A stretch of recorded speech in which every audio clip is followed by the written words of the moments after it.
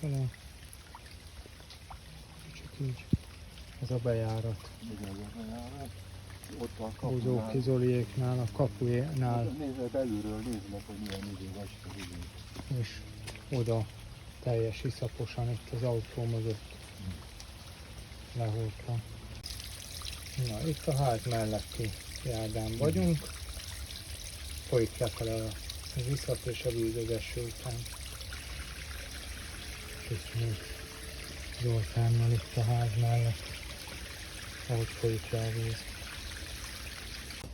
És a házban bent, hanyadika van ma? 2023. 16. augusztus 16-án este Szia, András! 9 óra 26 percon Bozóki Zoltánéknak áll vagyunk a Som utca 39, ugye? Ti 39 vagytok a szomszéd építkezésről átjövő víznek a nyomait egy esőzés után. Tehát ez így egy élhetetlen állapot. Ez a 4. alkalom, hogy hasonló beázás történik Zoltánéknál. Jelezték többször is szóban a szomszéd Tóth Attila fele ezt a beázást.